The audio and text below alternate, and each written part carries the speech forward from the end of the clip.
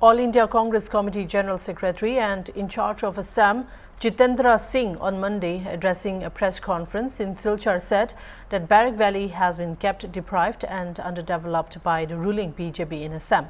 Singh, who is campaigning for Tolai by-election candidate Thrubajoydi Burgayesta, said it was a different kind of by-election. State government taken away 2 seats from Barak Valley through delimitation. He said Barak Valley should have got 20 seats, but now from 15, it has gone down to 13 to silence the voices of the valley.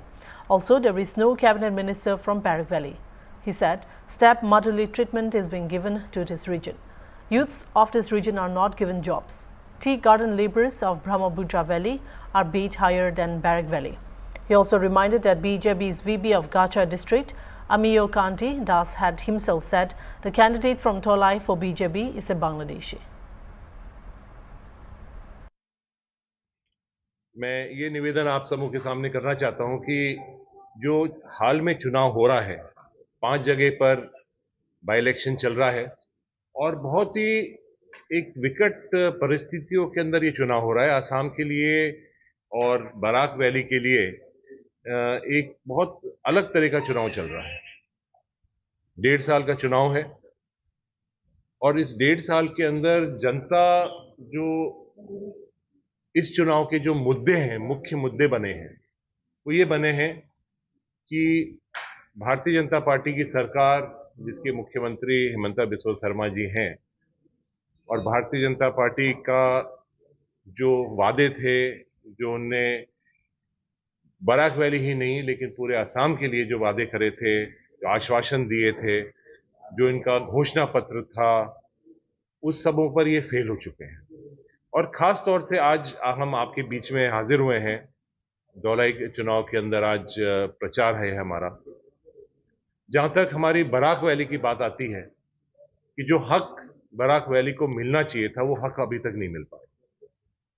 और मुझे पीड़ा होती है, दुख होता है कि जो एक आवाज थी बराक वैली की, आसाम की विधानसभा के अंदर 15 यहां से विधायक होते थे, डिलिमिटेशन में चुनकर, और इस तरह से डिलिमिटेशन करा गया कि यहां की जो आवाज है उसको चुप कराया गया। अब सिर्फ 13 सीटें बची हैं। सिर्फ 13 ही लोग बराक वैली की बात, यहां की समस्या, यहां की जो भावना है, वो विधानसभा के अंदर रख पाएंगे। ये बहुत बड़ा धोखा बराक वैली के साथ हुआ है। आज सबसे गरीब इलाका, सबसे अंडर डेवलप्ड इलाका पूरे असम का वो बराक वैली है। यहां के लिए अगर सरकार को चिंता होती तो यहां की 15 की जगह 20 सीट होनी चाहिए। आज चाहे एजुकेशन के अंदर ले लीजिए, हेल्थ केयर के अंदर ले लीजिए, रोड के ले लीजिए, इंफ्रास्ट्रक्चर लीजिए, पानी की लीजिए, बिजली की लीजिए, आज सब जितने भी मापदंड बने हुए हैं, जितने भी स्टैटिस्टिक्स आते हैं, उसके अंदर बराक वैली बहुत ही पीछे है। तो सरकार ने एक सौतेला व्यवहार करा है बराक वैली के साथ कि आसाम प्रदेश एक बहुत ही, एक दूसरे प्रदेशों की तुलना हम करें तो एक बहुत अलग तरह का प्रदेश है। इसके अंदर अलग अलग कल्चर के लोग रहते हैं, अलग अलग बिरादरी के, जाति के, धर्म के सब लोग रहते हैं। और एक तरह से अपन इसको मिनी इंडिया भी बोल लेते हैं कई बार, क्योंकि पूरे देश भर के लोग यहां रहते हैं।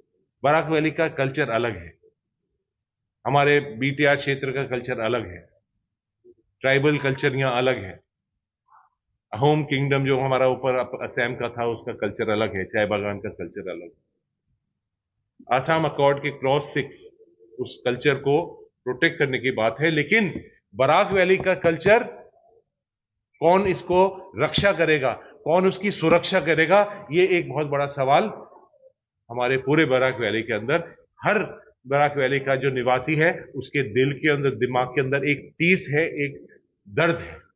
उसके बारे में आज कोई नहीं बोल रहा है।